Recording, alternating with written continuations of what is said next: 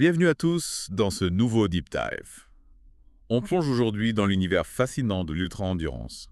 Et pour ça, on va se pencher sur le cas de David Goggins, Ah oui, David Goggins. un ancien Navy SEAL reconverti en coureur d'ultramarathon, connu pour repousser ses limites physiques et mentales à des niveaux assez incroyables. Exactement. Et justement, vous nous avez fourni un article en français qui détaille ses records, ses exploits en course. C'est un peu notre feuille de route pour ce deep dive. Parfait. On va essayer de décortiquer tout ça ensemble. Quels sont ses plus grands accomplissements? Quelle est sa philosophie d'entraînement? Et surtout, qu'est-ce qu'on peut apprendre de son parcours qui est assez extraordinaire? Allons-y. Avant de parler de ses exploits, il faut comprendre d'où vient Goggins. On sait qu'il a eu une enfance très difficile. Oui, marqué par la pauvreté et la violence. Exactement. Loin de l'image de l'athlète qu'il est aujourd'hui. Oui, à la base, il était en surpoids et travaillait comme exterminateur. Et c'est là que son histoire prend un tournant radical. Pour intégrer les Navy SEALs, il a perdu, tenez-vous bien, plus de 45 kilos. En 3 mois seulement. C'est ça, en 3 mois seulement. C'est là qu'on voit poindre cette détermination, cette force de volonté qui le caractérise. C'est incroyable, hein. Il s'engage dans une discipline aussi exigeante que les Navy SEALs, et après ça, il se lance dans l'ultramarathon, Sans aucune expérience préalable. sans aucune expérience préalable. C'est ça qui est fascinant chez Goggins.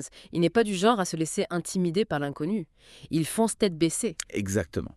Et c'est dans ce contexte qu'il va réaliser des exploits absolument incroyables. Ah, parlons-en de ses records. Déjà, on ne peut pas passer à côté de son record du monde de traction. 430 tractions en 24 heures. Incroyable. C'est hallucinant. Imaginez la force physique, la force mentale nécessaire pour enchaîner autant de tractions sans s'arrêter. C'est un exemple parmi tant d'autres. L'article mentionne également ses performances en ultramarathon. Par exemple, sa 3e place à la Badwater 135 en 2007. Ah oui, la Badwater 135, 217 km à travers la vallée de la mort, sous une chaleur écrasante. C'est ça. Cette course est réputée pour être l'une des plus difficiles au monde. Un véritable test de résistance physique et mentale. Et Goggins a non seulement terminé la course, mais il a terminé sur le podium. Incroyable. Mm. On peut aussi mentionner sa 2e place au championnat du monde d'ultraman en 2006. Oui, un triathlon de 515 km sur 3 jours. Natation, vélo, course à pied, enchaîné sur des distances hallucinantes. On voit qu'il est capable d'exceller dans plusieurs disciplines. Tout à fait. Et ce qui est intéressant, c'est que son approche de l'entraînement est aussi extrême que ses courses. Ils entraînent parfois jusqu'à 20 heures par jour. C'est exact. Il combine course à pied, vélo, natation, musculation. Il pousse son corps dans ses retranchements. C'est ça. Et il a une philosophie du pas d'excuses. Exactement. L'article détaille certains aspects de sa méthode. Il parle de l'importance de l'entraînement mental. Oui, avec des techniques de visualisation, de méditation. C'est ça? Goggins accorde une grande importance à la force mentale. Pour lui, pour réussir dans des épreuves aussi difficiles, il faut d'abord se préparer mentalement.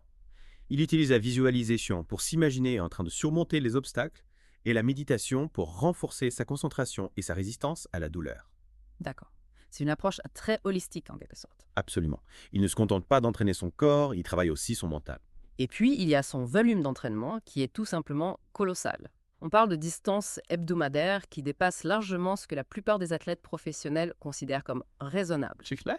Il y a ce fameux challenge, le Kick Poissa 48, qui l'a popularisé. Courir 6,5 km toutes les 4 heures pendant 48 heures. Une parfaite illustration de sa philosophie, repousser ses limites au-delà du concevable. Et il ne s'arrête pas là.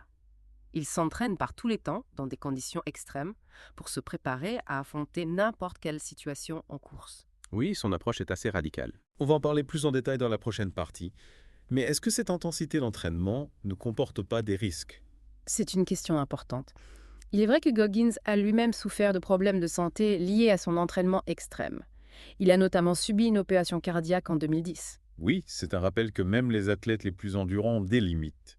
Oui, et ça nous rappelle que même les athlètes les plus endurants ont des limites. Oui, ça nous rappelle que même lui, avec cette force mentale incroyable, n'est pas invincible. Du coup, est-ce qu'on devrait tous s'entraîner comme lui? Est-ce que c'est sain de pousser son corps à de telles extrémités? Alors, pas forcément. L'article souligne d'ailleurs que certains experts critiquent Goggins pour son approche extrême. Ils craignent qu'il n'encourage des comportements dangereux chez ceux qui le suivent. Oui, c'est vrai qu'il faut faire attention.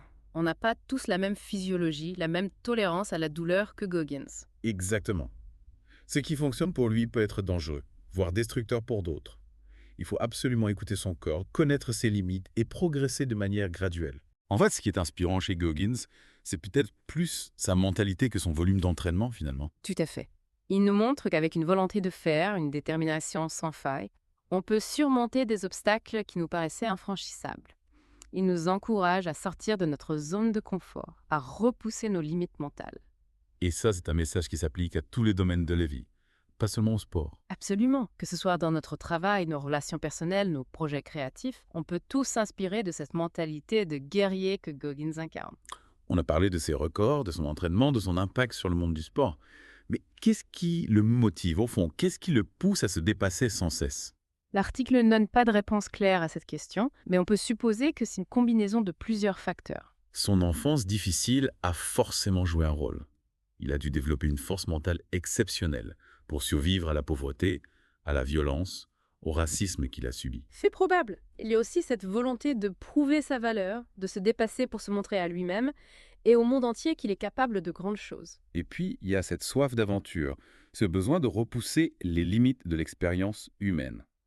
Goggins, c'est un explorateur dans l'âme et dans le corps. Oui, il cherche constamment à repousser ses limites, à se confronter à l'inconnu, à la douleur, pour se découvrir lui-même, pour comprendre jusqu'où l'être humain peut aller. L'article le décrit comme un ultramarathonien de l'extrême. Est-ce que c'est une tendance générale dans ce sport? Est-ce que tous les athlètes de haut niveau ont cette approche radicale? Non, pas forcément. Il y a une grande diversité dans le monde de l'ultramarathon, avec des profils d'athlètes et des approches très différentes. Certains sont plus axés sur la performance pure, d'autres sur l'aventure, d'autres encore sur le dépassement personnel.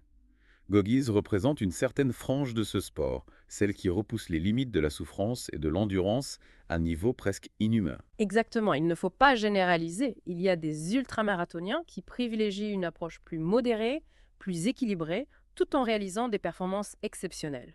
Goggins, c'est un cas à part, une sorte de figure mythique qui fascine autant qu'elle interpelle. Oui, son histoire nous rappelle que l'ultramarathon est une discipline exigeante qui demande une préparation physique et mentale rigoureuse et qui ne doit pas être prise à la légère. Et vous, qu'est-ce qui vous fascine le plus chez Goggins? Ce qui me frappe, c'est sa capacité à transformer la douleur en force. Il ne cherche pas à la fuir, il l'embrasse, il l'utilise comme un moteur pour se surpasser.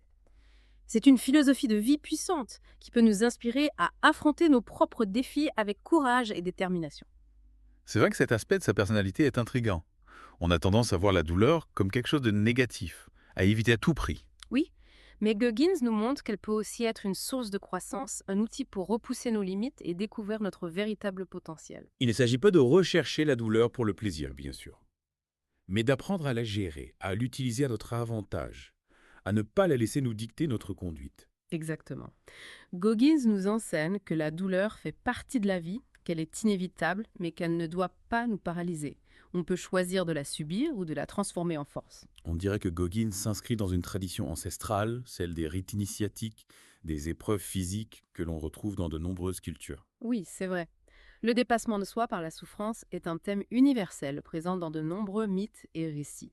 Goggins incarne une forme de modernité de ces épreuves adaptées à notre époque et à nos modes de vie. Au fond, ce qui fascine chez Goggins, c'est qu'il nous renvoie à notre propre capacité de résilience, à cette force intérieure que l'on possède tous, mais que l'on oublie souvent. Il nous montre que l'on est capable de bien plus que ce que l'on croit, que nos limites sont souvent auto-imposées et qu'avec suffisamment de volonté, on peut les surmonter. C'est un message d'espoir, finalement. On n'est pas condamné à rester prisonnier de nos peurs, de nos doutes. On a le pouvoir de les transformer en force, en énergie créatrice. Bien sûr, il ne s'agit pas de se lancer dans des défis extrêmes sans préparation. L'important est d'adapter l'approche de Goggins à sa propre réalité, à ses propres objectifs. Il faut trouver son propre chemin, son propre rythme. L'idée n'est pas de copier Goggins, mais de s'inspirer de sa mentalité, de sa détermination à toute épreuve.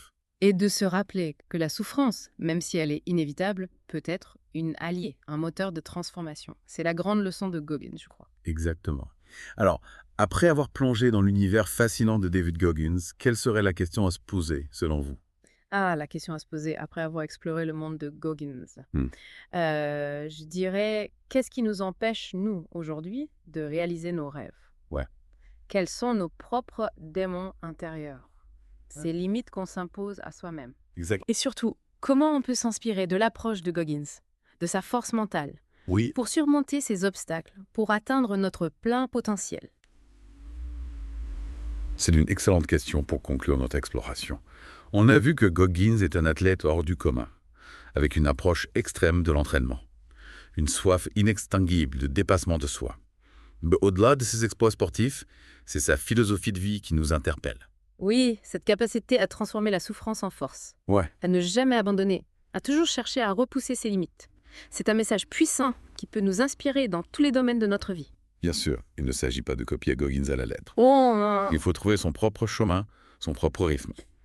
Mais on peut tous apprendre de sa détermination, de sa capacité à se relever après chaque épreuve. Goggins nous montre que la douleur n'est pas une fin en soi.